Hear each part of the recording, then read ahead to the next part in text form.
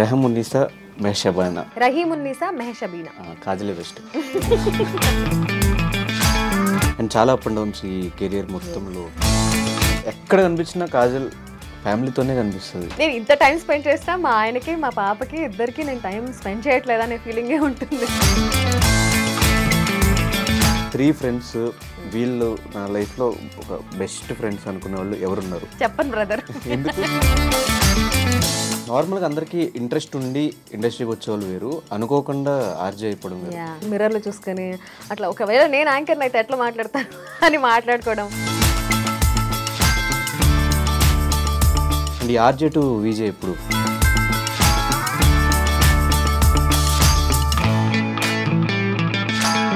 Once career ఇందులోకి వద్దాం అనుకున్నప్పుడు ఈవెన్ ఫీమేల్స్ అప్పుడు ఇంట్లో నుంచి ఒక టార్చర్ ఉంటుంది, వెళ్ళకూడదు, ఇండస్ట్రీ అంటే ఇంతే, ఇలాగే ఉంటారు, వెళ్తే నువ్వు కూడా పాడైపోతావు, వద్దు వద్దు అని. అట్లా రిస్ట్రిక్షన్స్ ఏం లేవా? మా పేరెంట్స్ నాతో మాట్లాడకపోయినా ఎందుకు చేస్తుంది, అలాంటి జాబ్ ఎందుకు చేస్తుంది అని ఫోన్లు మా అక్కతో ఫోన్లు చెప్పించేవాళ్ళు అనమాట. ఎందుకు ఈ ప్రీ రిలీజ్ ఈవెంట్స్ ఇవేమీ ట్రై చేయట్లేదు? కాజల్ ప్రైస్ చెప్పింది అంటే అక్కడ నుంచి దిగదు. ఎంత ఇంట్రెస్ట్ ఉన్నా, ఎంత కిక్ వచ్చే జాబ్ అయినా. బిగ్ బాస్ ఆపర్చునిటీ వచ్చినప్పుడు what is your first reaction? యాక్చువల్గా షో చూడడం వేరు, అందులోపల ఉండి మనం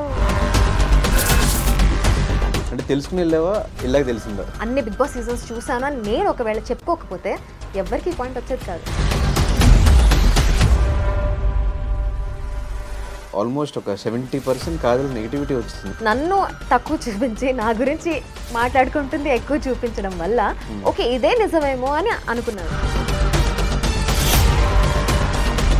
ఒపీనియన్ ఏంటి బిగ్ బాస్ మీద? From nowhere you're somewhere అనేది బిగ్ బాస్తో వస్తుంది. నోవేర్ టు సమ్వేర్కి వెళ్ళిన తర్వాత ఆ సమ్వేర్ నుంచి మళ్ళీ నోవేర్కి వస్తున్నారు. రీసెంట్గా వచ్చిన సోహెల్ కూడా బ్యాక్ టు బ్యాక్ 3 సినిమాలు చేశాడు సోహెల్. 3 సినిమాలకి ఆయన అనుకున్నంత రెస్పాన్స్ గానే. అసలు సోహెల్ అనేవాడు బిగ్ బాస్ ముందు ఎవరికి తెలియదు. కాజల్కి రవికి సమ్ గొడవలు.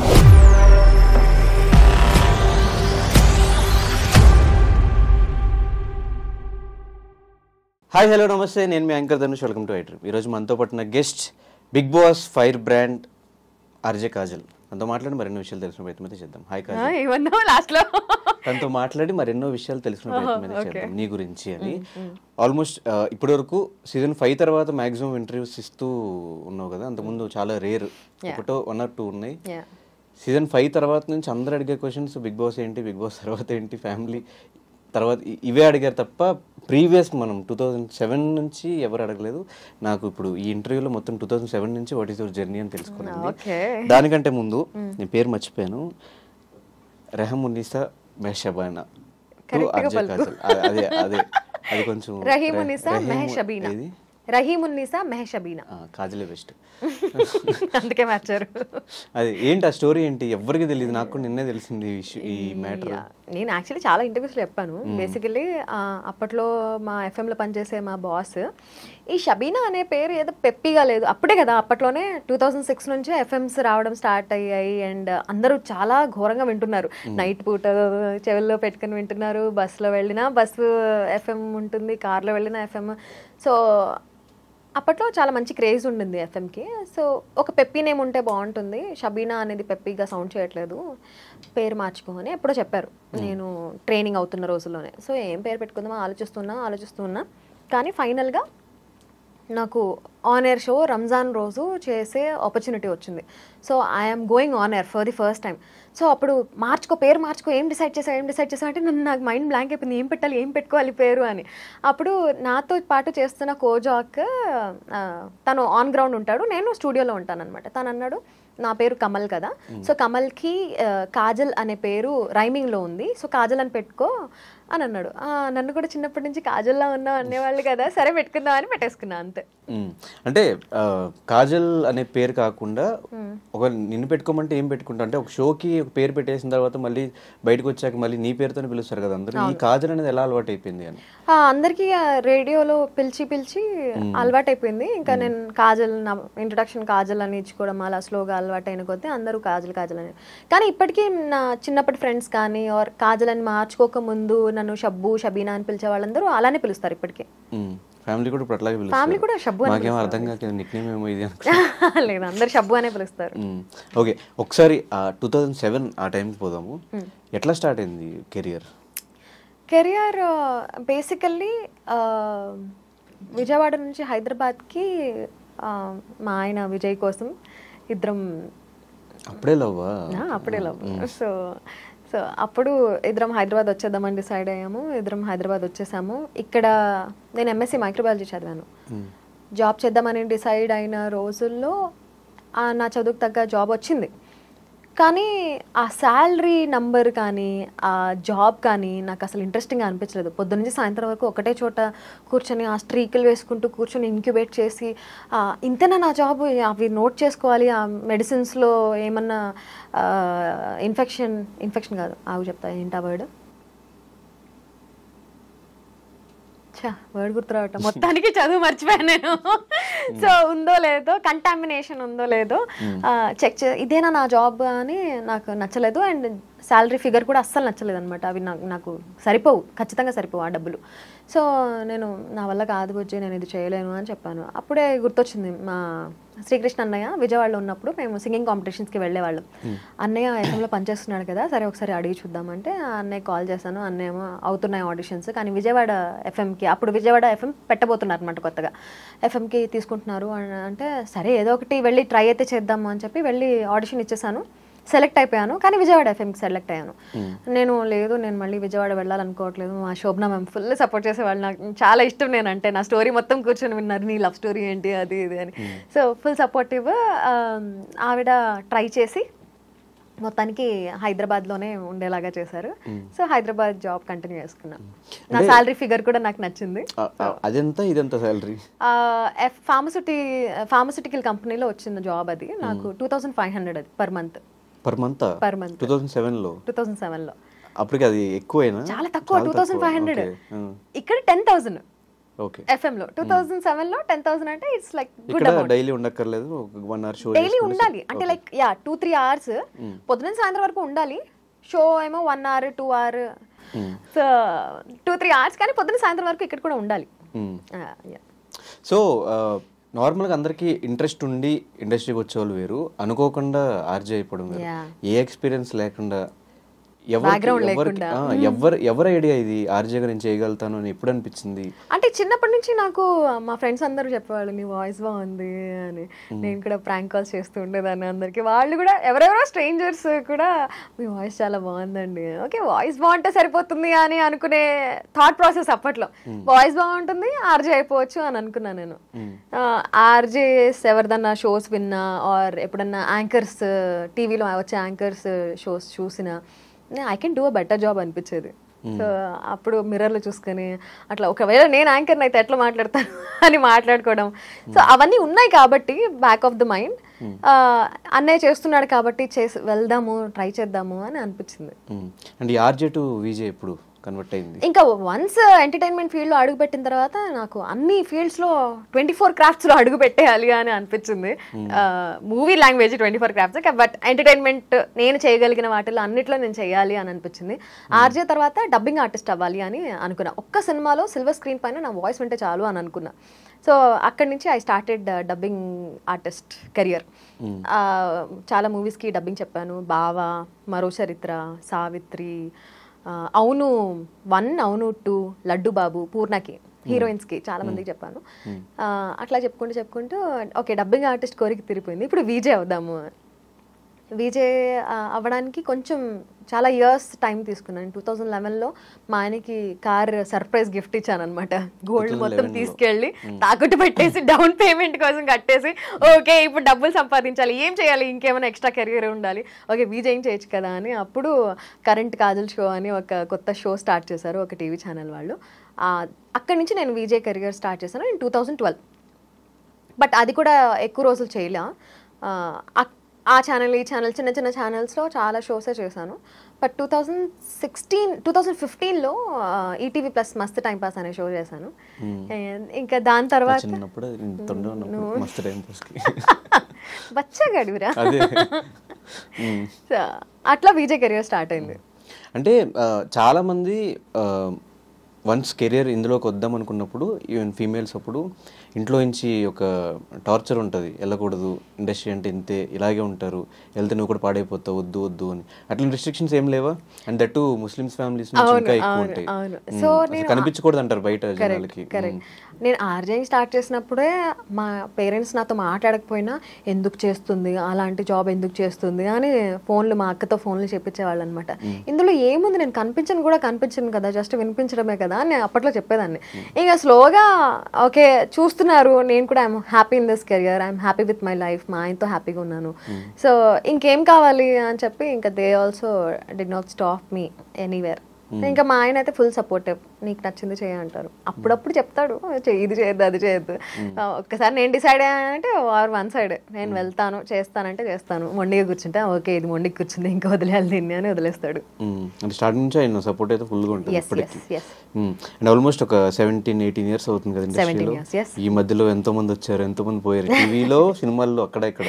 సో కాన్స్టెంట్ గా ఇన్ని ఇయర్స్ ఇట్లా ట్రావెల్ అవడానికి what is the main reason? ఆ సక్సెస్ ఫార్ములా ఏంటి? Consistency and will power, 100% will power. And నేను ఏదన్నా చేయగలను అనే కాన్ఫిడెన్స్ డెఫినెట్లీ ఉండాలి. And I also believe in manifestation. నీకేమైనా కావాలి అని అనుకున్నప్పుడు నువ్వు అది ఏం చేస్తే సాధించగలవు అనేది చూసుకోవాలి, దానికి కావాల్సిన స్కిల్స్ డెవలప్ చేసుకోవాలి, and that will definitely happen ఏదో ఒక రోజు. అండ్ చాలా అప్ అండ్ డౌన్స్ ఈ కెరియర్ మొత్తంలో. గెలిచినప్పుడు ఎలా ఉండేదానివి, ఓడిపోయినప్పుడు ఎలా ఉండేదాన్ని? గెలిచినప్పుడు ఆబ్వియస్లీ హ్యాపీ ఫీల్ అవుతాను, ఓడిపోయినప్పుడు సాడ్ ఫీల్ అయినా మనసులో ఒకటి ఓకే ఇది ఇవాళ ఇలా జరిగింది అంటే ఖచ్చితంగా దీనికంటే ఏదో పెద్దది మంచిది రాబోతుంది, అందుకే ఇది జరిగింది, ఇది ఏది జరిగినా మన మంచికి అని బిలీవ్ చేసేదాన్ని నేను. So something good and something big is waiting for me అని నాకు నేను నచ్చ చెప్పుకొని మూవ్ ఆన్ అయిపోయేదాన్ని. అంటే మధ్యలో 2016 ఆ మస్త్ టైం పాస్ చేసిన తర్వాత ఒక 2-3 years ఎక్కడా కనిపించలేదు, రీజన్ ఏంటి? మస్త్ టైం పాస్ 2016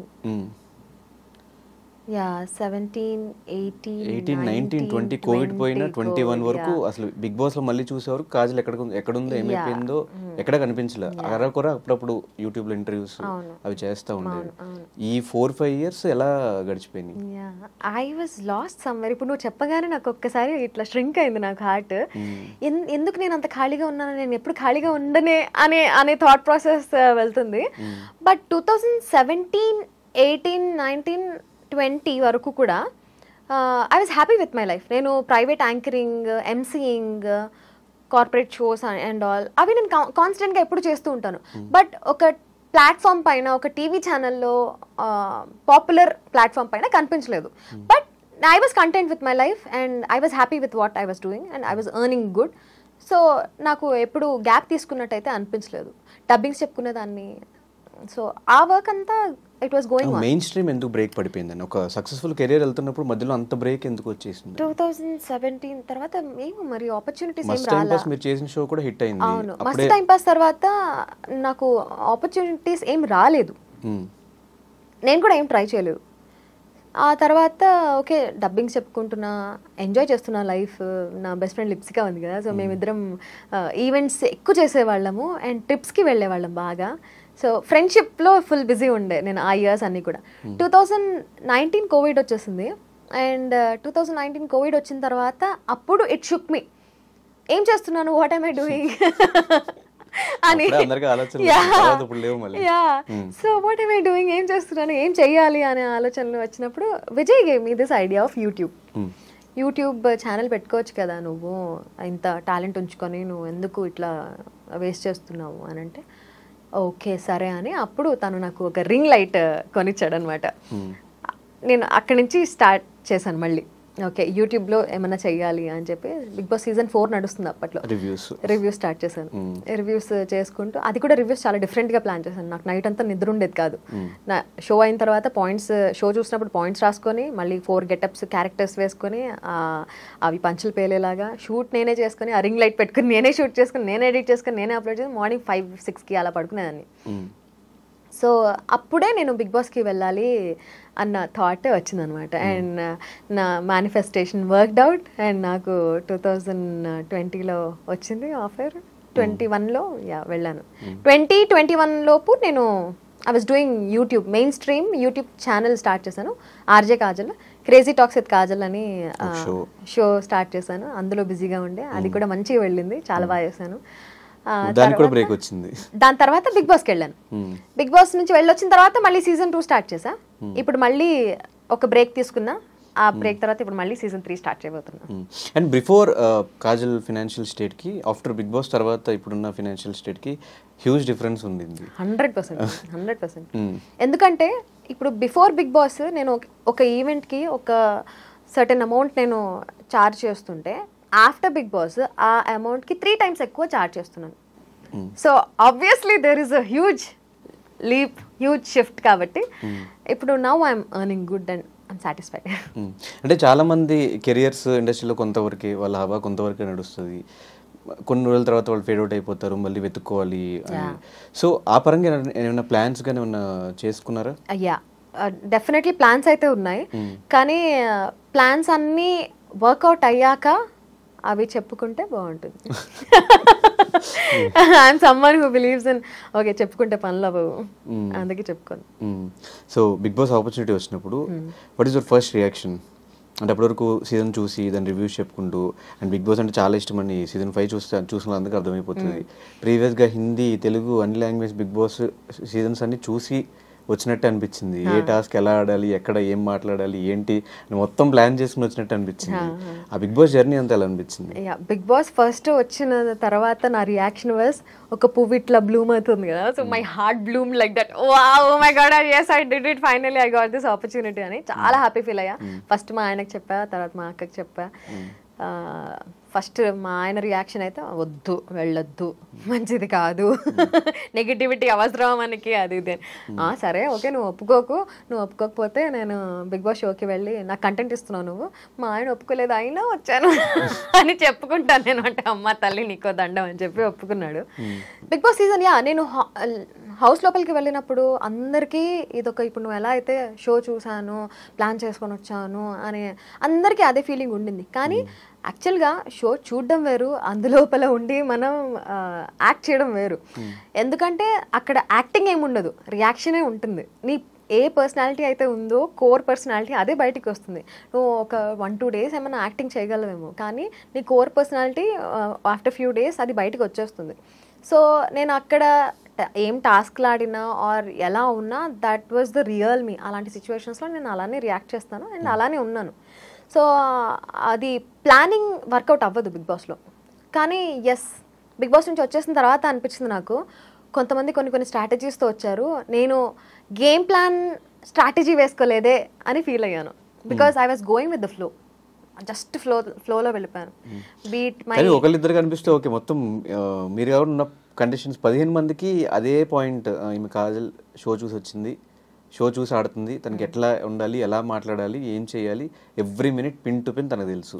సో ఇప్పుడు నా ఒక్కదానికే కాదు, నెక్స్ట్ సీజన్లో వెళ్ళిన గీతుకి కానీ, ఆదిరెడ్డికి కానీ, వాళ్ళని కూడా అలానే అనుకున్నారు అందరూ. Sreemukhi is a huge fan. So చెప్పుకోవడం వల్లనే అలా అయింది. ఇప్పుడు ఫర్ ఎగ్జాంపుల్, నేను హ్యూజ్ ఫ్యాన్, నేను అసలు అసలు అన్ని బిగ్ బాస్ సీజన్స్ చూసాను అని నేను ఒకవేళ చెప్పుకోకపోతే ఎవరికి పాయింట్ వచ్చేది కాదు. నేను చెప్పుకున్నాను కాబట్టి, వాళ్ళకి తెలిసింది కాబట్టి వాళ్ళు అలా అనుకోవడానికి స్కోప్ నేనే ఇచ్చాను. శ్రీముఖి ఇచ్చింది ఆ స్కోప్. ఇప్పుడు ఆదిరెడ్డి, గీతు వాళ్ళు రివ్యూస్ ఇస్తున్నారు. సో ఆబ్వియస్లీ ఒక షోని అనలైజ్ చేస్తున్నారు అంటే వాళ్ళకి మొత్తం తెలుసు అనే ఫీలింగ్, అది హ్యూమన్ నేచర్, అది వచ్చేస్తుంది. But nobody can plan it. అంటే తెలుసుకుని వెళ్ళావా, వెళ్ళాకే తెలిసింది 100%. ఎందుకంటే మనం షో చూసేది వేరు ఉంటుంది, ఆడేది కంప్లీట్లీ డిఫరెంట్ ఉంటుంది. ఒపీనియన్ ఏంటి బిగ్ బాస్ మీద? అది యూస్ఫుల్ కాదు? ఎవ్రీబడి షుడ్ ఎక్స్పీరియన్స్ ఇట్ అని అంటాను నేను. ఎక్స్పీరియన్స్ కాదు, ఒక కాజల్కి కానీ, లేదంటే సోయల్కి కానీ, వేరే వాళ్ళకి కానీ, ఆర్టిస్టులకు కానీ బిగ్ బాస్ షో అయిన తర్వాత వాళ్ళకి అది హెల్ప్ అవుతుందా? అంతా మన మొత్తం అంతా వాళ్ళు చూసేసిన తర్వాత మైనస్ అవుతుందా? దీన్ని మనం 2 రకాలుగా తీసుకోవచ్చు. ఒకటి, ఇప్పుడు from nowhere you are somewhere అనేది బిగ్ బాస్తో వస్తుంది 100%. అది నీకు అసలు మినిమం ఫేమ్ లేని వాడివి, నీ పేరు నీ ఒరిజినల్ నేమ్తో సహా అందరికీ తెలుస్తుంది అంటే that is because of Bigg Boss. లేదు నువ్వు నీ కెరీర్ని స్పెషల్గా ప్లాన్ చేసుకోవాలనుకుంటున్నావు, ఫస్ట్ నువ్వు ఇలా చేయాలనుకుంటున్నావు, మూవీస్లోకి రావాలనుకుంటున్నావు, నువ్వు ఫేమస్ అవ్వాలనుకుంటున్నావు, నీ టార్గెట్ ఇది, అది వేరు. కానీ you want to be famous, you want to be known, ఒక నోన్ పర్సనాలిటీగా నువ్వు అయితే చాలు అనే ఫీలింగ్ ఉన్న వాళ్ళకి Bigg Boss is right platform. But ఎందుకు నోవేర్ టు సమ్వేర్కి వెళ్ళిన తర్వాత ఆ సమ్వేర్ నుంచి మళ్ళీ నోవేర్కి వస్తున్నారు? దట్ ఆల్సో నేను చెప్తాను. ఇప్పుడు బిగ్ బాస్ షోలో చూసిన తర్వాత ఏం ఎక్స్పెక్ట్ చేస్తారు జనాలు? కంటిన్యూస్గా కనిపిస్తూ ఉండాలి అని ఎక్స్పెక్ట్ చేస్తారు. కానీ Bigg Boss is just one show. ఆ షోలో కనిపించిన తర్వాత మళ్ళీ అలాంటి షోలో వస్తే కానీ కనిపించరు. ఈ ఆడియన్స్కి ఏమైపోతుందంటే జనరల్గా చూసే వాళ్ళకి ఓకే అందులో కనిపించారు, మళ్ళీ ఎక్కడ కనిపించట్లేదు, మళ్ళీ జీరోకి అయిపోయారు అని. From nowhere to somewhere and again nowhere అని అనుకుంటున్నారు. కానీ from nowhere to somewhere they are somewhere. ఎందుకంటే వాళ్ళకి మీరు ఇప్పుడు గుర్తుపడుతున్నారు. ఇంతకుముందు అసలు వాళ్ళు ఎవరో కూడా తెలియదు కదా మీకు. Definitely they are somewhere. But ఆ సీజన్ రన్ అవుతున్నప్పుడు గుర్తుపడడం వేరు, దాని తర్వాత మళ్ళీ నెక్స్ట్ సీజన్ స్టార్ట్ అయిన తర్వాత ఆ సీజన్లో ఉన్న 15 మంది కంటెస్టెంట్స్ హవా వస్తుంది, వీళ్ళందరూ మర్చిపోతూ వస్తున్నారు. మళ్ళీ ఇది అయిపోయిన తర్వాత ఇంకో సీజన్, ఆ సీజన్ కంటెస్టెంట్ హైప్, మళ్ళీ వీళ్ళందరూ డౌన్, ఇలాగే కంటిన్యూ అవుతుంది. కౌశల్ విషయానికి వచ్చినా కూడా అదే జరిగింది. అంత స్టార్డమ్ వచ్చి వెంటనే ఇమీడియట్ గా జీరోకి అయిపోయి ఇప్పుడు ఇన్స్టాగ్రామ్ లో స్టోరీ అయిపోలేదు కౌశల్. ఈవెన్ అంటే జనరల్ పాయింట్ ఆఫ్ వ్యూలో ఇప్పుడు ఇన్స్టాగ్రామ్ లో తన స్టోరీ పెట్టినా లేకపోతే ఒక పోస్ట్ పెట్టినా కూడా ఒక 2000 to 3000 లైక్స్ మాత్రమే వస్తున్నాయి. ఇదే కౌశల్ ఆ టైంలో పెట్టినప్పుడు 30K 40K 50K లైక్స్. ఇక్కడే డిఫరెన్స్ తెలిసిపోతుంది కదా. Audience memory is so less. Audience మెమరీలో మీరు ఎప్పటికీ ఉండిపోవాలంటే ఎప్పుడు కనిపిస్తూ ఉండాలి. ఒకసారి కనిపించి మళ్ళీ తర్వాత కనిపించకపోతే వాళ్ళు మర్చిపోతారు. మనం కాన్స్టెంట్గా కనిపించాలి అని మనం ఏమైనా అనుకుంటే నువ్వు కాన్స్టెంట్గా మూవీస్ లేకపోతే వెబ్ సిరీస్ ఏదో ఒకటి చేస్తూ ఉండాలి. బిగ్ బాస్ వల్ల వచ్చిన ఫేమ్ నీకు లైఫ్ లాంగ్ కంటిన్యూ అవుతుందా అంటే ఒక రకంగా కంటిన్యూ అవుతుంది. ఇప్పటికీ సీజన్ 2 విన్నర్ ఎవరు అంటే కౌశల్ అనే అంటారు. ఉండిపోయాడు కదా అక్కడ. అలా రీసెంట్గా వచ్చిన సోహెల్ కూడా ఇందాక అనుకున్నట్లే కంటిన్యూ కనిపించిన బ్యాక్ టు బ్యాక్ 3 సినిమాలు చేశాడు సోహెల్. 3 సినిమాలకి ఆయన అనుకున్నంత రెస్పాన్స్ గానీ అనుకున్నంత అప్రిసియేషన్. పాయింట్ అర్థం కావట్లా. అసలు సోహెల్ అనేవాడు బిగ్ బాస్ ముందు ఎవరికి తెలీదు. సీరియల్స్ లో తెలుసు కదా, సీరియల్స్ లో అప్పటికే అంతమందికి తెలియదు కదా, అంతమంది ఫాలోవర్స్ కూడా లేరు కదా అప్పుడు. సో కంటిన్యూస్ గా లైక్ కొట్టే వాళ్ళు ఎందుకు అంటే వాళ్ళకి గుర్తుంది, ఓకే అఖిల్ సోహెల్ ఫ్రెండ్షిప్ ఇంత బాగుండేది, నాకు ఈ పాయింట్ లో నాకు సోహెల్ బాగా నచ్చాడు, ఓకే తను ఏమైనా పోస్ట్ పెట్టినా అది గుర్తొచ్చి లైక్ కొట్టేవాళ్ళు. ఇప్పుడు ఇప్పుడు సీజన్ 5 వచ్చేసింది, 6 వచ్చేసింది, 7 వచ్చేసింది, వచ్చినా ఒకవేళ ఫాలో కొట్టినా ఫీడ్ ఇట్లా స్క్రోల్ చేసేస్తారు. ఇప్పుడు ఎందుకు వస్తున్నాడు సోహెల్, పదాన్ని ఫాలో కొట్టేద్దాం అనేవాళ్ళు కూడా ఉంటారు. సో ఆడియన్స్ మెమరీ చాలా తక్కువ, చిన్నది. అండ్ మీ సీజన్ లో కూడా లోపల ఆల్మోస్ట్ ఒక 70% కాజల్ నెగిటివిటీ వచ్చింది. ఎందుకు? సో స్టార్టింగ్ లో నెగిటివిటీ వచ్చిందంట. దానికి రీజన్స్ కూడా నేను నా సైడ్ నుంచి ఆలోచిస్తాను కాబట్టి నేను నా సైడ్ నుంచే అనుకుంటాను. ఓకే నేను చెప్పాను కదా, నా గుయి నేనే తవ్వుకున్నట్టు నేను బిగ్ బాస్ ఫ్యాన్ అని అందరూ స్ట్రాటజీ అని అనుకున్నారు. అండ్ అందరూ అనుకున్న మాటలే ఇన్ఫ్లుయెన్స్ అయ్యాయి ఆడియన్స్ పైన. సో ఈ మాటలు ఇన్ఫ్లుయెన్స్ అయ్యాయి కాబట్టి నన్ను తక్కువ చూపించి నా గురించి మాట్లాడుకుంటుంది ఎక్కువ చూపించడం వల్ల ఓకే ఇదే నిజమేమో అని అనుకున్నారు. స్లోగా నా క్యారెక్టర్ ఇంకొంచెం బయటికి వస్తున్నప్పుడు audience got to know what real Kajal is. అప్పుడు జనాలు ఇష్టపడే వాళ్ళు ఇష్టపడ్డారు, ఇంకా తిట్టుకునే వాళ్ళు తిట్టుకున్నారు. అంతే. అంటే మీ బ్యాచ్ మీ ముగ్గురు సన్నీ, కాజల్ అండ్ మానస్, ఈ ఫ్రెండ్షిప్ మాకు బయటకు వచ్చిన తర్వాత ఎక్కడ పెద్ద కనిపించలేదు. ఆ టైంలో కొత్తలో కొంచెం కనిపిస్తుంది కానీ రీసెంట్ టైమ్స్ లో ఈ లాస్ట్ 1 year లో మీ ముగ్గురు కలిసి ఎక్కడికి వెళ్ళింది లేదు, ఏం చేసింది లేదు. కలుస్తూనే ఉంటాము. బట్ ఇప్పుడు అందరు బిజీ అయిపోయాం కాబట్టి నేను ఇంటర్నేషనల్ షోస్ కోసం ఆస్ట్రేలియా ఇట్లా యుఎస్ వెళ్తున్నాను, వాడు ఆస్ట్రేలియా యుఎస్ అన్ని కూడా అట్లా తిరుగుతున్నాడు. సో మా ఇద్దరికి ట్రావెలింగ్ అంటే చాలా ఇష్టం. అండ్ మానస్కి పెళ్ళైంది, ఆ తర్వాత పెళ్లిలో కలిసాం మేము లాస్ట్ ఇయర్. మానస్ పెళ్లిలో కలిసాము, పెళ్లిలోనే కలిసాము, పెళ్లిలో ఫుల్ హల్చల్ చేసాము. ఆ తర్వాత మేము ముగ్గురం కలవడం అనేది కష్టమే. హౌస్లో మేము ముగ్గురం కలిసి ఉన్నాం కాబట్టి మాకు బాండ్ కనిపించింది. కానీ బయటకు వచ్చిన తర్వాత ప్లాన్ చేసుకుని కలవడం అనేది కొంచెం కష్టమైన పనే. నేను సన్నీ ఎక్కువ కలుస్తూ ఉంటాం, బికాస్ నేను పార్టీస్కి వెళ్తూ ఉంటాను, వాడు కూడా పార్టీస్కి వస్తూ ఉంటాడు. మానస్ అప్పుడప్పుడు రేర్ పార్టీస్కి వస్తాడు, వచ్చినా కాసేపు కనిపించేసి వెళ్ళిపోతాడు. He's a complete family man. Complete 9 అయితే ఇంట్లోనే ఉండాలి, 12 లేదా 12 అయితే 12 లోపల ఇంట్లో ఉండాలి. అలా టైమ్స్ నేను కూడా ఆబ్వియస్లీ అలానే, బట్ స్టిల్ నేను ఎక్కువ పార్టీస్కి అటెండ్ అవుతూ ఉంటాను. అండ్ హ్యాంగ్ అవుట్ చేయడం నాకు ఇష్టం కాబట్టి నేను హ్యాంగ్ అవుట్ చేస్తూ ఉంటాను. సో నేను సన్నీ ఎక్కువ కలుస్తాం. బట్ మేము ముగ్గురమే ప్లాన్ చేసుకొని కలవాలి అనేది కొంచెం టఫ్ టాస్క్. ఎవరు టఫ్ అంటే ఎవరు కలవనంటారు ఎక్కువ అని? అంటే ఎప్పుడు నేనే ఇనిషియేట్ తీసుకోవాలి. నేనేమో ఐ ఆమ్ అ పర్సన్. నేను ఎలాంటి మనిషిని అంటే, ఇప్పుడు నేను 10% ఎఫర్ట్ పెడితే నువ్వు 10% ఎఫర్ట్ పెట్టు, నువ్వు 10% ఎఫర్ట్ పెట్టు అని వాళ్ళు బెటర్ కాబట్టి మనకు నచ్చదు, వాళ్ళు మానేస్తాం. ఎగ్జాక్ట్లీ అంతే. వాళ్ళు ఎందుకు పెట్టరు? పెట్టాలనే ఉంటుంది వాళ్ళకి, కానీ వాళ్ళు ఇంకా ఎక్కువ బిజీగా ఉండడం వల్ల నేను బిజీగా ఉంటాను, కానీ నేను ఎఫర్ట్స్ పెడతాను కాబట్టి కొంచెం టైం తీస్తాను నేను. వాళ్ళు కూడా ఎఫర్ట్స్ పెట్టాలనుకుంటారు కానీ ఇంకా ఎక్కువ బిజీ ఉంటారు కాబట్టి వాళ్ళు పెట్టలేరు, కాబట్టి కలవలేకపోతున్నాం అంతే. అంటే ఈ తారుమారు అయిపోతున్నట్టు హౌస్లో మేము చూసిన ఫ్రెండ్స్ ఎవరంటే కాజల్, సన్నీ, మానస్. బయట మేము చూసినది ఎవరంటే హమీదా, కాజల్. ఈ బాండింగ్ ఎప్పుడు వచ్చింది?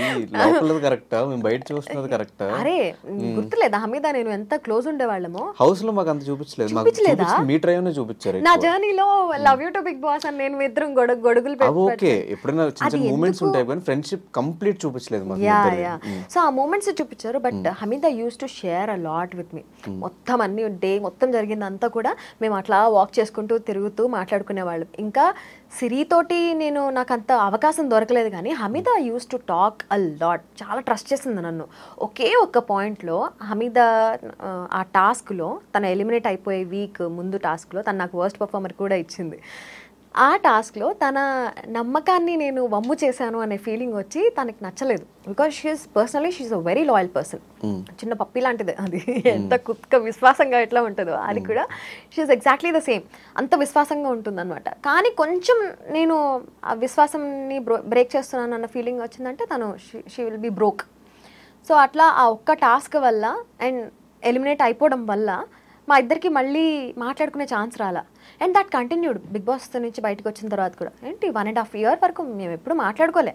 తను ఎప్పుడన్నా ఫోన్ చేస్తున్నా ఎందుకు కాల్ చేస్తుంది అబ్బా అని.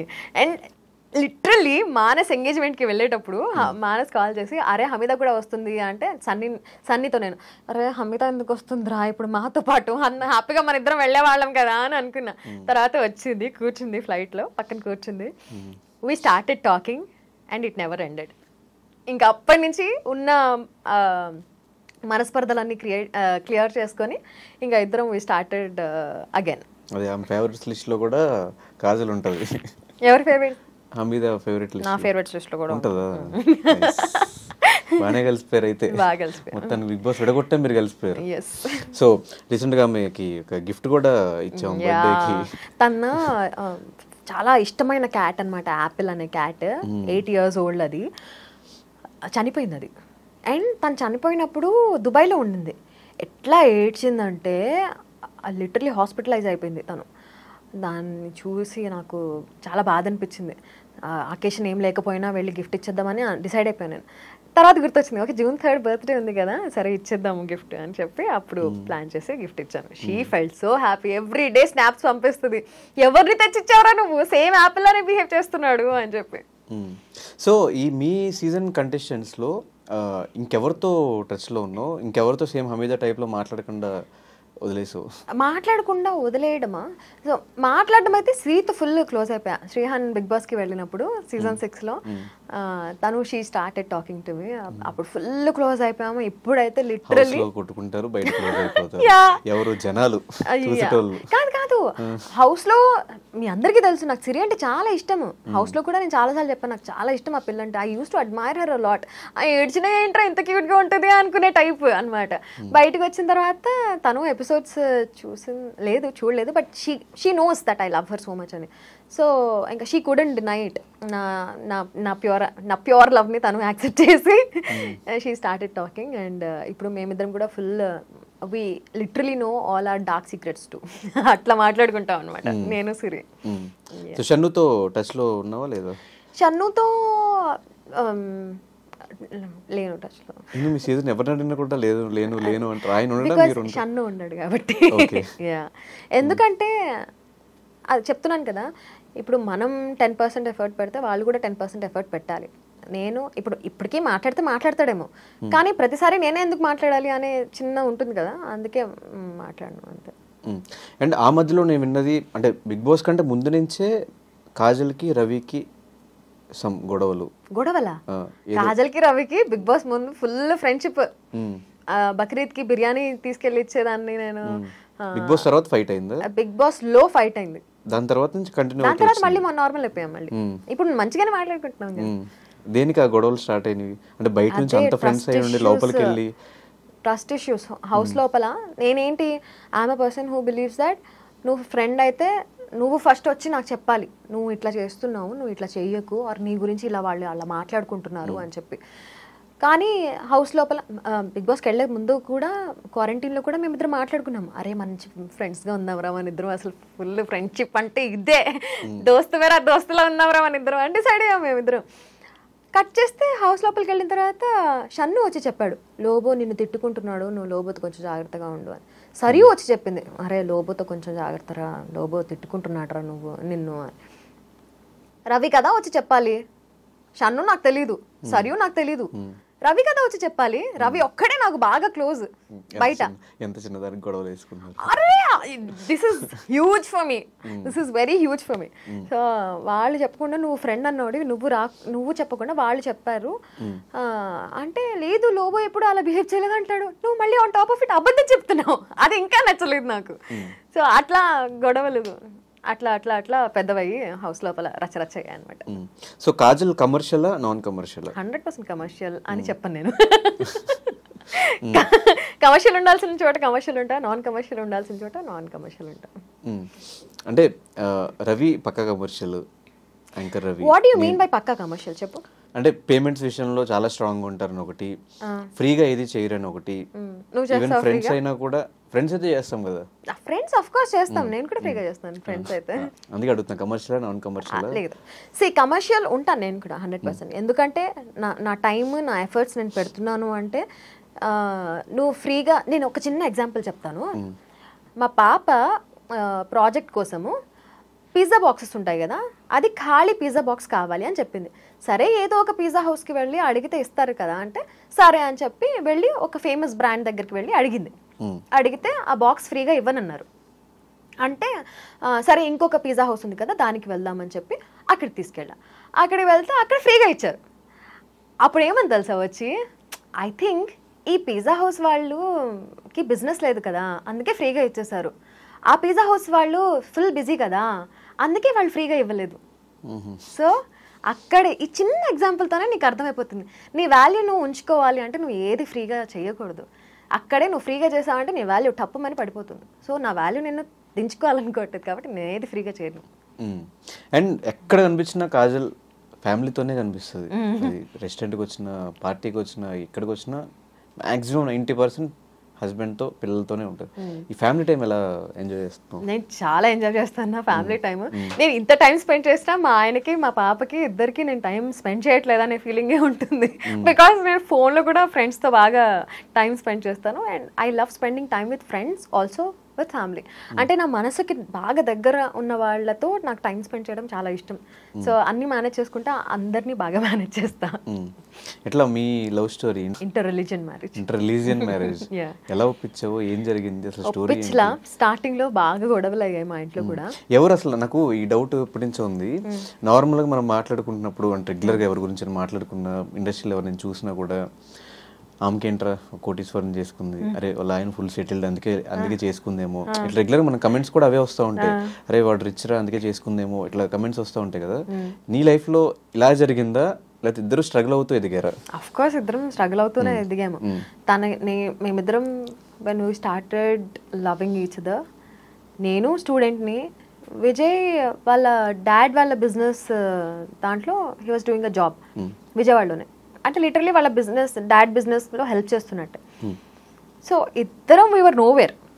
కానీ ఇద్దరం from nowhere we went to హైదరాబాద్లో జాబ్ సంపాదించుకున్నాడు తను, హైదరాబాద్లో వచ్చిన తర్వాతే నేను జాబ్ సంపాదించుకున్నాను. సో అక్కడి నుంచి ఇప్పుడు వరకు ఏం చేస్తున్నా, తను జాబ్ చేస్తూ జాబ్ వదిలేసి బిజినెస్ స్టార్ట్ చేశాడు, నేను జాబ్ చేస్తూ వదిలేసి ఫ్రీలాన్సింగ్ వర్క్ చేస్తున్నాను. సో అట్లా నేను అనుకుంటాను, ఓకే విజయ్ లేకపోయి ఉంటే అసలు నాకు ఈ కెరీర్ ఉండేది కాదేమో అని. విజయ్ కూడా అనుకుంటాడు, ఓకే నేను లేకపోయి ఉంటే తన కెరియరే అసలు ఇలా ఉండేది కాదేమో, వాళ్ళ నాన్న దగ్గరే ఇంకా పనిచేసుకుంటూ ఉండేవాడేమో, లేదా ఇంకేం చేస్తూ ఉండేవాడో, అసలు నాకు హోప్లెస్ ఆర్ క్లూలెస్ కెరియర్ ఉండేదేమో అని. So we give credit to each other and we love each other. So ఎలా పరిచయం విజయ్? మా ఇంటి పక్కనే వాళ్ళ డాడ్ బిజినెస్ ఉండేదన్నమాట, సైనేజ్ బిజినెస్, మొత్తానికి ప్రింటింగ్ ఉండేది. సో అక్కడ ఒక రోజు వెళ్ళాను నేను కూడా ఒక ఫ్లెక్స్ ప్రింట్ చేయించుకుందాం, అప్పట్లో కొత్తగా వస్తున్నాయి అనమాట ఫ్లెక్సీస్ అవి. సో బర్త్డేస్కి ఫ్లెక్సీస్ పెట్టడం అప్పుడే స్టార్ట్ చేశారు. అప్పటి వరకు అసలు ఫోటో పెట్టి హ్యాపీ బర్త్డే అని పెట్టి 2005 ఐ వాజ్ స్టూడెంట్ అప్పట్లో. సో అది చూసి సరే మా అక్క వాళ్ళ పాపకి ఇది గిఫ్ట్ ఇద్దామని ఫస్ట్ టైం వాళ్ళ ఆఫీస్కి వెళ్ళడం. అక్కడ వెళ్ళిన తర్వాత పరిచయం అయింది, చూసుకున్నాము, తర్వాత నంబర్స్ ఎక్స్చేంజ్ చేసుకున్నాం, మాట్లాడుకున్నాం, ఈమెయిల్స్ చేసుకున్నాం. ప్రపోజ్ చేశాడు. ఈమెయిల్స్ కంటే ముందే ఉండేవి కదా ఫోన్స్, ఈమెయిల్సే. ఈమెయిల్స్ ఇంటర్నెట్ అంటే ఈమెయిల్సే, స్నాప్చాట్ వాట్సాప్ అట్లాంటివి ఏం లేవు కదా. అదే చేసుకునేవాళ్ళం. ఇంటర్నెట్ షాప్కి వెళ్ళి అవును చేసుకునేవాళ్ళం. ప్రపోజ్ చేశాడు, నో అన్నాను. నీకోసం ఏమైనా చేస్తా అంటే ఎస్ అన్నాను. తర్వాత ఇంట్లో నో అన్నారు, తర్వాత మేము ఎస్ అనుకున్నాము, వెళ్ళిపోయాము. లేచిపోయి పెళ్లి చేసుకున్నారా? ఫైట్లు, జంపింగ్లు, మామూలు కాదు. 2-3 సార్లు వెళ్ళిపోయాను నేను ఇంట్లో నుంచి, మళ్ళీ తీసుకొచ్చారు, మళ్ళీ వెళ్ళిపోయాను, మళ్ళీ తీసుకొచ్చారు, అట్లా అయింది. మొత్తానికి లాస్ట్కి పాప పుట్టిన తర్వాత పేరెంట్స్, నాన్నగారు ఒక్కళ్ళు కొంచెం అడమెంట్గా ఉండే, తర్వాత పాప పుట్టిన తర్వాత ఆయన కూడా కలిసిపోయారు. ఇప్పుడు యూఆర్ ఆల్ హ్యాపీ. ఇప్పుడు అమ్మ నాన్న ఎక్కువ సపోర్ట్ చేస్తారు ఇప్పుడు నా కోసం. ఎప్పుడన్నా నేను ట్రిప్స్, అబ్రాడ్ ట్రిప్స్కి వెళ్ళారన్నా ఆర్ ఏమైనా ఈవెంట్స్ ఉన్నా వాళ్ళు వచ్చి ఉంటారు పాపని చూసుకోవడానికి. విజయ్ కూడా అఫ్కోర్స్ చూసుకుంటాడు. విజయ్ చెప్తుంటే నేను చూసుకుంటాను కదా అంటే, లేదు నిన్ను కూడా చూసుకోవాలి అని చెప్పి మా అమ్మ నాన్న పిలుస్తాను. వాళ్ళు చాలా సపోర్టివ్ అమ్మ నాన్న. ఇప్పుడు వచ్చిన క్వశ్చన్ ఫ్లోలో వచ్చింది, అన్ని సంవత్సరాలు చూసుకున్న పేరెంట్స్ గ్రేటా, అప్పుడే పరిచయమే లవ్ ఉన్న ఆయన గ్రేటా? ఎందుకు ఆ డెసిషన్ తీసుకోవాల్సి వచ్చింది? వెళ్ళిపోవాలి అంటే ఇంకో 1 year ఆగు 2 years ఆగు ఒప్పించే పెళ్లి చేసుకున్నాం అనే పాయింట్లో ఎందుకు లేరు? 18-20 years పెంచిన పేరెంట్స్ గొప్ప, లేకపోతే 60-70 years కలిసి ఉండే పార్ట్నర్ ఎక్కువ అంటే ఎలా చెప్తారు ఎవరన్నా? అదే ఆ టైంలో మైండ్ సెట్ ఎలా ఉంది? ఒక అంటే తెలిసి తెలియని ఏజ్ లో బయటకు వచ్చేసావా, లేదంటే ప్రాపర్ గా ఆలోచించుకునే బయటకు రావడం జరిగింది? ఆలోచించి ప్లానింగ్ తో అయితే తీసుకున్న స్టెప్ కాదు. నేను లైఫ్ లో కానీ ఆర్ బిగ్ బాస్ లో కానీ అన్ని ఫ్లోలో చేసినవే. సో ఇది ఏమైందంటే ఒక మాటల యుద్ధం జరిగినప్పుడు ఓకే ఇంకా నా వల్ల కాదు అని అనుకున్నప్పుడే నేను ఈ డెసిషన్ తీసుకున్నా. ఓకే ఇంకా నేను I cannot take this anymore అనిపించినప్పుడే. సో ఇంట్లో జరిగిన గొడవల్లో, మాటల్లో కొన్ని అలా. అది చెప్పలేదు, ఎవరు గ్రేటో చెప్పలేదు, ఎవరు గొప్ప ఇద్దర్లో? ఇప్పుడు ఒకవేళ నేను మామ్ కాకముందు ఈ క్వశ్చన్ అడుగుంటే అఫ్ కోర్స్ మా ఆయన గొప్ప అని చెప్పుండేదాన్ని. ఎందుకంటే నేను అమ్మ నాన్నను వదిలేసి నేను ప్రేమ కోసం వచ్చేస్తాను కాబట్టి. ఇప్పుడు now I'm a ma'am. So పిల్లలకి పేరెంట్స్కి ఉండే అటాచ్మెంట్ ఏంటి అండ్ ఆ లవ్ ఏంటి నాకు తెలుసు. ఇప్పుడు ఎవరు గొప్ప అంటే నేను ఖచ్చితంగా చెప్పలేను. నేను ఇద్దరు గ్రేట్, ఇద్దరు 2 కళ్ళలో ఏది గొప్ప అంటే ఏం చెప్తారు? సో ఆ మదర్హుడ్ ఎలా అనిపించింది? Oh my God, that's beautiful and precious. అప్పటి వరకు ఉన్న నొప్పులన్నీ దాని ఫేస్ చూడగానే మాయం. హుష్కాకి అది ఎవరు ఎక్స్ప్లెయిన్ చేయలేరు అబ్బా. నువ్వు ఎనీ మదర్ ఎనీ ఫాదర్ని కూడా అడుగు, అసలు ఎక్స్ప్లెయిన్ చేయలేరు, వర్ణనాతీతం. సో ఆఫ్టర్ పాప పుట్టిన తర్వాత లైఫ్ ఎలా చేంజ్ అయింది? తను చూసుకుంటూ, తను స్కూల్లో పంపించాలి, తనకి ఎడ్యుకేషన్ ఇవ్వాలి, ఇదంతా ఎలా ప్లాన్ చేసిన, ఎలా అనిపించింది ఆ టైంలో? ఇంకొంచెం అంబిషియస్గా మారాను. ఇంకొంచెం ఓకే ఇంకా ఎక్కువ సంపాదించాలి, దీని ఫ్యూచర్ బాగుండాలి అని చెప్పి. నాకు అర్షిన్ అంటే ఎంత ఇష్టం అంటే literally I don't want to have a second baby. నాకు అంత పిచ్చి అదంటే. మా ఆయనకు కూడా అదంటే అంత ఇష్టం. సో అర్షిన్, ARSHEN, అర్షిన్ శీలం శెట్టి. సో మొత్తం ఇద్దరు కలిపి పెట్టారు గొడవ అయిందా ఇద్దరికి అమ్మో అడుగడుగున ఎనీ కపుల్ ఖచ్చితంగా గొడవలు ఉంటాయి. మేమిద్దరం కూడా బాగా కొట్టుకున్నాం అండ్ బాగా ప్రేమించుకుంటాం, అది డిఫరెంట్ స్టోరీ. నువ్వు ఏ కపుల్ అన్నా అడుగు, గొడవ పడకుండా ఏ కపుల్ ఉండరు. అంటే ఆ గొడవలు వేరు. ఈ పేరు విషయంలో గానీ రిలీజియన్ విషయంలో గానీ ఏమైనా ఫైట్స్ అయినాయి ఇద్దరికి? అయితే అయ్యే గొడవలే వాటి వల్ల, లేకపోతే అసలు మాకు గొడవలే. ఎగ్జాంపుల్స్ ఏమన్నా? ఎగ్జాంపుల్ పేరు విషయంలో అయింది. పాపకి హిందూ నేమ్ పెట్టాలని విజయ్, నేనేమో లేదు ముస్లిం పేరే పెట్టాలి అని నేను. అప్పట్లో ఎందుకు ఈ ఐడియా రాలేదు? ఇద్దరు రిలీజియన్స్ కి కలిపి ఒక పేరు ఉంది కదా, లైక్ సమీరా, నేహా, ఇట్లాంటి పేర్లు ముస్లిమ్స్ లోనే ఉంటాయి, హిందూస్ లోనే ఉంటాయి. నాకు అప్పుడు ఏంట్రా నాకు వెలగలేదు అని అనిపించింది. బట్ ఇంకోటి ఏముండింది అంటే మా మా పెద్దక్క చిన్నక్క వీళ్ళ పిల్లల పేర్లు ఆర్ మా పేర్లు అన్ని కూడా ఈన్ ఈన్ ఈన్ ఈన్ అని ఎండ్ అవుతాయి. మెహజబీన్, మెహజరీన్. నా పేరు ఒకటి ఏ ఉంటుంది, షబీనా, లేకపోతే మెహషబీన్, మెహరీన్, సమ్రీన్, ఇట్లా అందరివి ఈన్ ఈన్ ఈన్. సో అందులోనే మ్యాచ్ అవ్వాలి, అర్షీనే పెట్టాలి అని నేను డిసైడ్ అయ్యాను. విజయమో లేదు తిథి ప్రకారం గాతో స్టార్ట్ అవ్వాలి, గీత అని పెడదాం. మాకు అట్లాంటివి ఏమి ఉండవు, నేను పెట్టాను అన్న. ఫుల్ గొడవలు అయ్యాయి. ఇంటి పేరు ఎలాగో మీదే ఉంటుంది కదా శీలం శెట్టి, పేరన్నా మాది పెట్టచ్చు కదా అని ఫుల్ గొడవలు అయ్యాయి. బట్ ఇప్పుడు ఇప్పుడు అసలు రిలీజియన్ తోటి గొడవలు అవ్వవు ఇప్పుడు. కానీ ఏ గొడవ అయినా కూడా లాస్ట్ అమ్మాయి గెలుస్తుంది, ఒప్పుకోవాలి, ఇంకా తప్పదు. ఇంకా ఎందుకంటే దే ఆర్ ఆల్వేస్ రైట్. ఎందుకు రైట్? వెళ్తా ఎందుకు లేరా నాయన అని చెప్పి లాగుతారు కదా. నేను చెప్పారా లేదా ఇప్పుడు అర్షిన్ శీలం శెట్టి అంటే నువ్వు రెండు ఉన్నాయి బలి పెట్టుకున్నారా అన్నావా లేదా? అదే గీతా శీలం శెట్టి ఉంటే ఏముంది, వెరైటీ లేదు కదా. మరి ఇంట్లో పూజల సంగతి ఏంటి? నేను I never say no to him and he never says no to me. ఏమున్నా వాళ్ళ సైడ్ నేను వెళ్తాను, మా సైడ్ తను కూడా వస్తాడు. కాకపోతే వాళ్ళ సైడ్ వెళ్ళినప్పుడు నేనేం పెట్టను, ఎందుకంటే ఇప్పుడు కూడా ఇది చూస్తే మా అమ్మ నాన్న వాళ్ళు వేసుకుంటారు నన్ను. సో వాళ్ళ సైడ్ అందుకే నాకు ఇన్స్టాగ్రామ్లో ఆర్ పర్సనల్గా మెసేజెస్ పెడుతూ ఉంటారు, ఎప్పుడు మేమే పెట్టుకుంటారేంటి వాళ్ళే పెట్టుకోరేంటి అని. నేను పెట్టుకుంటాను మావి, వాళ్ళే పెట్టాలంటే విజయ్ పెట్టుకోవచ్చు కానీ నేను I never judge or I never say no to him. తను పెట్టుకోండి నేనే చూడండి. ఈ రిలీజియన్స్ గొడవలు లేకపోతే హ్యాపీగా అసలు.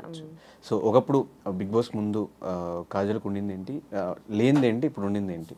అది తెలిసి ఇల్లు, కారు. లేదు బిగ్ బాస్ ముందు కూడా కారు ఉండింది, కానీ ఇంత లగ్జరియస్ ప్రీమియం కార్ లేదు. ఫ్లైటే, అది ఫ్లైట్. కార్ టూర్ ఉందా? లేదు, ఉంది ఉంది బ్లాగ్. కార్ టూర్ ఒకసారి యూట్యూబ్ లో చూడండి, మొత్తం ఫ్లైటే. అది లాగితే పైకి వెళ్ళిపోద్ది, ఇంకా ఇంత పెద్ద ఎల్ఈడి స్క్రీన్ ఉంటుంది. So fame obviously, Bigg Boss కి ముందు ఫేమ్ లేదు, బిగ్ బాస్ తర్వాత ఫేమ్ ఉంది. మళ్ళీ ఒకవేళ ఆపర్చునిటీ వస్తే వెళ్ళడానికి రెడీగా ఉన్నావు? 100% వెళ్తాను ఈసారి.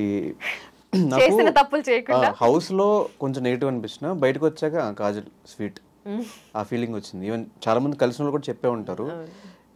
ఎందుకు అప్పుడు నెగిటివ్ చూపించారా? మరి లోపల సిచ్యువేషన్స్ ఎలా ఉన్నాయా? అసలు అందరికీ అన్ని సైడ్స్ ఉంటాయి అబ్బా, నెగిటివ్ అండ్ పాజిటివ్ అందరికీ ఉంటాయి. నువ్వు జడ్జ్ చేయొచ్చా 1 hour షో చూసి, 24/7 కాకుండా 1 hour షో చూసి? కానీ కొన్ని సిచ్యువేషన్స్ జడ్జ్ చేయాల్సి వస్తుంది. కొన్ని సిచ్యువేషన్స్ లో ఇప్పుడు ఆనీ మాస్టర్ బెస్ట్ ఎగ్జాంపుల్. ఆవిడ ఎంత స్వీట్ తెలుసా, షీఈస్ వెరీ స్వీట్. కానీ ఒకటే ఏంటి, ఆవిడ ఫట్టమని రియాక్ట్ అయిపోతారు, ఆవిడ చిన్నపిల్లల మెంటాలిటీ. సో అలాంటి వాళ్ళని నువ్వు ఎలా జడ్జి చేస్తావు? నువ్వు 1 hour షో చూసి అలాంటి వాళ్ళని జడ్జ్ చేయడం రాంగ్ అంటాను నేను. బికాస్ 1 hour షో చూసి ఆవిడ నెగిటివ్గా అనిపిస్తుంది, ఆవిడని తిట్టేసుకుంటూ ఉంటారు. కానీ మనస్తత్వం ఆవిడది పాపం చాలా చిన్నపిల్లల మనస్తత్వం. రీసెంట్గా ఎక్స్పోజ్ అనే దాంట్లో మంచి సిరీస్లో మంచి క్యారెక్టర్ పడింది. అవును. దాని తర్వాత మళ్ళీ ఎందుకు కంటిన్యూ అవ్వలేదు అవి? దాని తర్వాత మళ్ళీ నాకు చాలా ఆఫర్స్ వచ్చాయి ధనుష్, కానీ ఇప్పుడు ఎక్స్పోజ్డ్ లో నా క్యారెక్టర్ నాకు చాలా ఇష్టం. అట్లాంటి ఛాలెంజింగ్ క్యారెక్టర్స్, అట్లాంటి క్యారెక్టర్స్ ఏమైనా వస్తే 100% ఐ మీన్. కానీ పాసింగ్ క్లౌడ్ లాంటి క్యారెక్టర్స్ అట్లాంటివి వస్తూ ఉంటే నాకు నో చెప్పేశాను అట్లా. అంటే ఇప్పుడు ఆల్మోస్ట్ ఒక 20 years దగ్గరగా, అంటే 3 years ఇంకా ఇంత జర్నీ తర్వాత ఇప్పుడు ఫేమ్ కోసం ఇంకా స్టిల్ చూస్తున్నావా? లేదంటే ఒక డబ్బుల కోసం, ఇప్పుడు డబ్బులు ఉంటే సరిపోతాయి ఇంకేమో అవసరం లేదు, ఫేమ్ ఆల్రెడీ వచ్చింది, ఈదిలో ఉన్నావా? ఇప్పుడు నేను చెక్ లిస్ట్ పెట్టుకున్నాను నేను ముందు నుంచి. Okay, RJ tick, dubbing artist tick, okay singer ఒక సినిమాలో పాట కూడా పాడాను tick, anchor tick, Bigg Boss huge tick, dance show huge tick. ఇప్పుడు నాకు అలా టిక్ పెట్టుకోవాల్సింది ఎక్స్పోజిట్తో నా యాక్టింగ్ టిక్ కొంచెం అయినట్టే, బట్ మూవీస్లో కనిపించాలి అనేది నెక్స్ట్ నా టార్గెట్. సో నేను ఎప్పుడు ఇట్లా ఒక చెక్ లిస్ట్ పెట్టుకొని okay next this is my goal, this is my ambition అని పెట్టుకొని ఐ వర్క్ టువర్డ్స్ దాట్. అలాంటిది ఏం లేకపోతే I don't think I can survive. నాకు ఏదో ఒకటి ఉండాలి, అట్లాంటి ఒక గోల్ సెట్ చేసుకొని దాని వైపు పరుగులు తీయాలి. ఐ కెనాట్ సిట్ ఐడిల్ అట్లా. అండ్ ఈ ట్రిప్స్ టూర్స్ రీసెంట్ టైమ్స్ మరీ ఎక్కువైపోయినాయి. అవును, ఎందుకంటే ఇవి కూడా నేను పెట్టుకున్నాను అనమాట. US tick, Dubai tick, Australia tick, ఇంకేమున్నాయి, థాయిలాండ్ ఫ్యామిలీతో వెళ్ళాను, థాయిలాండ్ అయిపోయింది, శ్రీలంక టిక్. అండ్ నెక్స్ట్ నా లిస్ట్లో ఉన్నది జపాన్, సౌత్ కొరియా, చైనా కూడా. China obviously, China is a beautiful country, చూడొచ్చు హ్యాపీగా. చూడండి కానీ ఏం తీసుకురాకండి. బహ్రెయిన్, జింబాబ్వే, ఇట్లా ఇంకా మొత్తం ఆల్ ఓవర్ వరల్డ్ చూడాలి అనేది ఉన్నాయి. ఇంకా సో టిక్స్ పెట్టుకోవాల్సినవి ఇంకా చాలా ఉన్నాయి. సింగర్ కాజల్ కూడా టిక్ పెట్టేసుకోలేము. పెట్టుకున్నాగా, చెప్పాగా, వినలేదా ఫ్లోలో? ఒక సినిమాలో పాడాను నేను, హేమచంద్ర మ్యూజిక్ డైరెక్షన్ లో. యా, పెట్టేసుకున్నా. కానీ మేమందరం చూసింది శ్రీదేవి రామకం. Yeah, thanks to director Pradeep గారు, థ్యాంక్ యూ సో మచ్ అండి. సో ఫైనల్ గా బిగ్ బాస్ టాపిక్ మీద ఒక ఆర్జేగా, ఒక యాంకర్ గా, ఒక హోస్ట్ గా, అంటే RJ is complete different, host is complete different, ఒక విజేగా ఎలా చెప్తావు? ఆర్జే మానసి కొన్ని సంవత్సరాలు అయింది కాబట్టి ఇప్పుడు అడుగుతున్నాను, గుర్తుందా లేదా అంటే రూట్స్ మర్చిపోము. Once an RJ always an RJ. ఇప్పటికీ నా పేరులో ఆర్జే కాదు. కానీ ఇప్పుడు ఆర్జే కెరీర్ ఎలా ఉంది ఇప్పుడున్న వాళ్ళకి? ఇప్పుడున్న వాళ్ళకి చేస్తున్నారు, ఎఫ్ఎంస్ స్టిల్ నడుస్తున్నాయి, వాటికి యాడ్స్ వస్తున్నాయి, రెవెన్యూ చూస్తున్నారు. అంటే వింటున్నారా స్టిల్ జనాలు? నేనైతే వినట్లేదు. నువ్వు వింటున్నావా? నేను వినట్లేదు. మీరు వింటున్నారా? కింద కమెంట్ చేయండి. కార్లో వెళ్ళినా కూడా మనం బ్లూటూత్ కనెక్ట్ చేసుకుని మన సాంగ్స్ ఏ స్పాటిఫై ఏ యాప్ లో యూట్యూబ్ మ్యూజిక్ వింటున్నామే తప్ప. మీరున్నప్పుడు మీరు చైతు నువ్వు మీరందరూ చేస్తున్నప్పుడు కొంచెం బాగా ఇది ఉండేది. చైతు ఇప్పటికీ చేస్తున్నాడు. ఆర్జింగ్ స్టైల్లో చెప్పమంటావు. Hello, good morning Hyderabad. మీరు వింటున్నారు కాదు, చూస్తున్నారు వినడంతో పాటు ధనుష్తో పాటు ఆర్జే కాజల్ని. మరి ఆర్జే కాజల్ ఆర్జే లాగా బిగ్ బాస్ గురించి ఏం మాట్లాడుతుందంటే ఏం చెప్పాలండి. బిగ్ బాస్ అయితే ఒక మంచి షో, నాకు చిన్నప్పటి నుంచి బాగా ఇష్టమైన షో. హిందీలో చూశాను, తమిళ, కన్నడ, ఈ అదర్ లాంగ్వేజెస్ నేనైతే చూడలేదు. కానీ అందరూ అలా అనుకుంటున్నారు, బట్ అలా అనుకోవడంలో తప్పు కూడా లేదు. ఎందుకంటే నేను ఆడిన విధానం చూసి అందరూ స్ట్రాటజీ క్వీన్ అని పేరు పెట్టేశారు. అండ్ ఆ పేర్లలో నాకు నెగిటివిటీ వచ్చిందా, పాజిటివిటీ వచ్చిందా అంటే నేనైతే ఏం చెప్పను. ఎందుకంటే ఎండ్ ఆఫ్ ద డే నాకు పాపులారిటీ అయితే వచ్చింది కదా. ఇంకా ఆర్జేయింగ్ గురించి, ఇంకా ఆర్జే స్టైల్లో బిగ్ బాస్ గురించి చెప్పాలంటే నాకు ఇంకేం చెప్పాలో అర్థం కావట్లేదు. కాబట్టి ఇక్కడ ఆపేద్దాం అనుకుంటున్నాను. సో రావట్లేదు. ఓకే, సో ఇప్పుడు ఒక 3 ఫ్రెండ్స్, వీళ్ళు నా లైఫ్లో ఒక బెస్ట్ ఫ్రెండ్స్ అనుకునే వాళ్ళు ఎవరున్నారు బిగ్ బాస్ లో? బయట వాళ్ళు బిగ్ బాస్ వాళ్ళు. ఫస్ట్ కమ్స్ మా చిన్నక్క. చిన్నప్పటి నుంచి నా బెస్ట్ ఫ్రెండ్ మా అక్క. So she is my first best friend. తర్వాత లిప్సిక, నా అమేజింగ్ బెస్ట్ ఫ్రెండ్. తర్వాత సిరి, ఆ తర్వాత హమీదా, ఇంకా ఎవరున్నారు, నీరజ. ఈ ముగ్గురులో కూడా మానస్, సన్నీ ఇద్దరు లేరు. మానస్, సన్నీ బిగ్ బాస్ లో ఫ్రెండ్స్ వాళ్ళు. ఇప్పుడు బయట టచ్ లో ఉంటే, నువ్వు ఎవ్రీడే టచ్ లో ఉండి every day to day life లో ఏం జరుగుతుందో చెప్పుకునే వాళ్ళే కదా బెస్ట్ ఫ్రెండ్. నువ్వు గంటలు ఇప్పుడు నా కాల్ లిస్ట్ చూడు, సిరి ఉంటుంది, హమీదా ఉంటుంది, పక్క లిప్సికా ఉంటుంది. వీళ్ళు ముగ్గురు పక్కా ఉంటారు. ఇంకేం చెప్పాలి నేను? ఎవ్రీడే మాట్లాడితేనే కదా. సో నెక్స్ట్ ప్రాజెక్ట్స్ ఏంటి, నెక్స్ట్ ప్లాన్స్ ఏంటి? ఒక్కటి అడగ, నేను చెప్పను బ్రదర్. ఎందుకు? చెప్పుకుంటావు బ్రదర్. కమింగ్ అప్ కాజల్ ఇంకెలా చూడొచ్చు అని ఇన్ని చెప్పాను కదా. సో మూవీస్ లో ఇంకా యాక్టింగ్ కెరియర్ ఇంకా కొంచెం డెవలప్ చేసుకోవాలనుకుంటున్నాను. I see my future there. So ఇంకా యాక్టింగ్ బాగా చేయాలి, యాక్టింగ్ ప్రాజెక్ట్ సంపాదించాలి అనుకుంటున్నాను. ఎవరు favourite actor? Junior NTR, Allu Arjun, Ram Charan. Okay, interviews చేస్తున్నావు కాబట్టి ఎవరు best guest? Aishwarya Roy.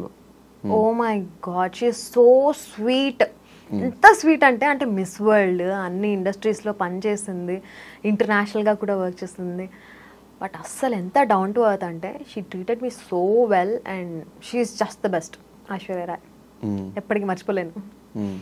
So best field ఏంటి? ఆర్జేనా, ఇంటర్వ్యూయింగ్, లేదంటే ఇన్ఫ్లుయెన్సింగ్? అబ్బా, influencer, being an influencer is amazing. ఎందుకు డబ్బులు వస్తాయి? బాగా డబ్బులు వస్తాయి, పని తక్కువ ఉంటుంది, బాగుంటుంది. యా, అండ్ వ్యూస్ వస్తూ ఉంటే, కమెంట్స్ వస్తూ ఉంటే, not only brands and all. నీకు ఇన్స్టాగ్రామ్లో ఒక రీల్ పెట్టి అది ఫుల్ వైరల్ అయినప్పుడు, ఏమైనా క్రియేటివ్ కాంటెంట్ చేసినప్పుడు, నేను విజయ్ కలిసి ఒక ఎయిర్పోర్ట్లో ఒక బీజిఎం, మన్మధుడు బీజిఎం మీద ఒక రీల్ చేసాం. That gave me a high, ఎందుకంటే అది నా క్రియేటివిటీ. సో దానికి మనుషులు చూస్తున్నారు, వ్యూస్ పెంచుతున్నారు, లైక్స్ పెంచుతున్నారు, మిలియన్స్లో లైక్స్, ల్యాక్స్లో shares. That is another level హై. కానీ ఈ కంటెంట్ చేయాలి అంటే ఎలా ఎక్కడున్నా ఏం జరుగుతున్నా ఎక్కడైనా కంటెంట్ చేయొచ్చు, ఎక్కడైనా కంటెంట్ చేయొచ్చు. మొన్న ఫ్లైట్ మిస్ అయితేనే మొత్తం దాని మీద ఒక కంటెంట్ క్రియేట్ చేసి కంటెంట్ పెట్టేసి ఇన్స్టాలో పోస్ట్. ఎవరు? మీరే. India Pakistan, exactly. యా, అవును. అండ్ ఇన్ఫ్లుయెన్సింగ్ నాకు రీసెంట్గా నచ్చుతున్న ఇది. బట్ నాకు all time favourite is anchoring. That to live emceeing. Live audience ఉంటారు, మనం స్టేజ్ పైన ఉంటాము, మైక్ పట్టుకొని మాట్లాడుతుంటే అక్కడ ఉన్న వాళ్ళందరూ వింటారు, నవ్వుతారు. అండ్ అక్కడి నుంచి వాళ్ళని మనం స్టేజ్ మీదకి పిలవడం, ఆర్ మనం స్టేజ్ దిగి అక్కడికి వెళ్ళడం, మైక్ పట్టుకుని మాట్లాడడం. దట్ ఈస్ అంటే లైవ్ చూడొచ్చు ఆడియన్స్ని. ఎందుకు ఈ ప్రీ రిలీజ్ ఈవెంట్స్ ఇవేమి ట్రై చేయట్లేదు? ప్రీ రిలీజ్ ఈవెంట్సా? ప్రీ రిలీజ్ ఈవెంట్స్ కానీ ప్రెస్ మీట్స్ కానీ చేశాను నేను, బట్ కొంచెం లిమిటెడ్గా ఉన్నాయి. నేను కనుక్కున్నది ఏంటంటే, కాజల్ ఒక ప్రైస్ చెప్పింది అంటే అక్కడ నుంచి దిగదు, ఆ ప్రైస్కి అయితే మాకు వర్కౌట్ అవ్వదు. ఇప్పుడు కొంతమంది చేస్తున్న వాళ్ళు పేర్లు చెప్పను, ప్రైస్ కూడా చెప్పను, వాళ్ళు చేస్తే ఎంతైనా వాళ్ళకి మంత్లీ వచ్చే ఈవెంట్స్ ఒక 10 to 15. కాజల్ ఈ ప్రైస్కి మంత్కి ఒకటే, ఆర్ 2 months ఒకటే. ఎందుకు ప్రైస్ తగ్గించుకోవట్లేదు? ఇంట్రెస్ట్ ఉన్నప్పుడు ఎందుకు ప్రైస్ తగ్గించుకోవట్లేదు? ఇష్టం ఉన్నప్పుడు ఎందుకు ఆ price? Press meets, pre release events లో నీకు లైవ్ ఆడియన్స్ ఇంటరాక్షన్ ఉండదు. ఇప్పుడు లైవ్ ఇంటరాక్షన్ కదా మొత్తం. థియేటర్స్ లో, ఏఎంబీస్ లోనే పెడుతున్నారు ప్రెస్ మీట్స్ అంతా, ఆడియన్స్ అందరిని పిలుస్తున్నారు, గ్యాదరింగ్స్ అవుతున్నాయి. బట్ సి, ఎంత ఇంట్రెస్ట్ ఉన్నా, ఎంత కిక్ వచ్చే జాబ్ అయినా, if there is no fuel in it, మనకి ఎక్కడ. అదే చెప్తున్నా, మంత్ కి 10 ఈవెంట్స్ వచ్చినప్పుడు 10 ఈవెంట్స్ కి కలిపి ఏదైతే నీకు ఒక ఈవెంట్ కి వస్తున్న ప్రైస్ కి ఒక 3 times ఎక్స్ట్రా వస్తుంది కదా. Why don't you try? అని ఎందుకు వస్తుంది? నేను ఒక ఈవెంట్ కి నేను తీసుకుంటున్న అమౌంట్ 10 ఈవెంట్లు చేస్తే వస్తున్న అమౌంట్ ఈక్వల్ ఉన్నప్పుడు నేను ఒక ఈవెంట్ చేసి నేను ఆ అమౌంట్ తీసుకుంటాను. కానీ ఈక్వల్ కాదు, కొంచెం డబులే ఉంటుంది. దేంది? ఎక్కువ ఈవెంట్స్ చేస్తేనా? ఎక్కువ ఈవెంట్స్ చేస్తే ఏమో, నేను ఆ టైంని ఇక్కడ ఇన్ఫ్లుయెన్సింగ్ దాంట్లో కేటాయిస్తే ఇంకా ఎక్కువ సంపాదించుకుంటాను కదా. అయితే ఇప్పుడు డబ్బుల కోసం ఉన్నట్టే కదా. See, whatever you call it, నాకు రెండు ఉండాలి, వర్క్ సాటిస్ఫాక్షన్ ఉండాలి అండ్ డబ్బులు కూడా ఉండాలి. మెయిన్ ప్రిఫరెన్స్ డబ్బులే. మెయిన్ ప్రిఫరెన్స్ ఎక్కడ? ఇప్పుడు రెండు ఉండాలంటున్నాను కదా. సో రెండు ఉండాలి, జాబ్ సాటిస్ఫాక్షన్, వర్క్ సాటిస్ఫాక్షన్ కూడా ఉండాలి, డబ్బులు కూడా ఉండాలి. ఇప్పుడు నీకు డబ్బులు రావట్లేదు, వర్క్కి వెళ్ళాలి అంటే నువ్వు వెళ్తావా? బట్ ఎంతో కొంత వస్తుంది దీనివల్ల. నాకు ఒక వరుసగా ఒక 10 days నాకు షెడ్యూల్ రెడీగా ఉంటుంది అనుకుంటే నేను పోతా. ఏమో, నేను I would rather spend my time with my loved ones. Okay, nice, good answer, very good answer. Thank you Kajal, మా స్టూడియోకి వచ్చి మాకు మీ విలువైన సమయాన్ని, సమాచారాన్ని ఇచ్చినందుకు. అండ్ డెఫినెట్గా నెక్స్ట్ ప్లాన్ చేసుకునే కెరియర్ కూడా ఆ విష్ లిస్ట్ అంతా కూడా ఫిల్ అయిపోవాలి. ట్రిప్స్ అండ్ టూర్స్ వేయాలి. నెక్స్ట్ సీజన్ 3 కూడా సక్సెస్ఫుల్గా వెళ్ళాలి. నెక్స్ట్ ఇంకో ఆపర్చునిటీ వస్తే మళ్ళీ బిగ్ బాస్ పోవాలని మనస్ఫూర్తిగా కోరుకుంటూ, ఫైనల్గా నీకు కూడా మంచి బిగ్ బాస్ ఆపర్చునిటీ రావాలి, నువ్వు కూడా వెళ్ళాలని మనస్ఫూర్తిగా కోరుకుంటున్నాను. మీ సపోర్టర్స్కి ఎప్పుడు అంటే బర్త్డే వచ్చినా, ఒకవేళ మీరు మర్చిపోయినా, మీ పెళ్లి రోజు వచ్చినా, మీ పాప బర్త్డే వచ్చినా, మీరు మర్చిపోయిన వాళ్ళే ఒక 3-4 days నుంచి ముందు నుంచే మీకు ఆ పోస్టర్లు పంపించి వాళ్ళు ఎడిట్ చేసి డిజైన్ చేసి మీ ఆ బ్యాచ్ అందరికి ఏం చెప్తారు? కొంతమంది లాయల్గా ఉన్నారు, కాన్స్టెంట్గా వాళ్ళు సపోర్ట్ చేసేవాళ్ళు. సన్నీ, మానస్, కాజల్, ఎస్ఎంకే ఎడిట్స్ అని అట్లా ఉన్న వాళ్ళు చాలా కొంతమంది ఉన్నారు. చూసి ఎంత ఓపిక అబ్బా వీళ్ళకి అనిపిస్తుంది. ఇప్పటికీ మా ముగ్గురివి ఎడిట్ చేసి పెడుతూ ఉంటారు, ట్యాగ్స్ చేస్తూ ఉంటారు, చూసి నవ్వుకుంటాను. మళ్ళీ ఒకసారి 3 years బ్యాక్ వెళ్ళిపోతాను.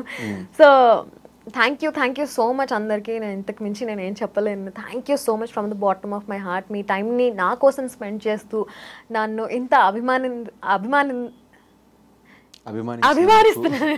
ఇంత అభిమానిస్తున్నందుకు thank you so much. I love you guys. Thank you so much. All the very best. Thank you Dhanush. Bye.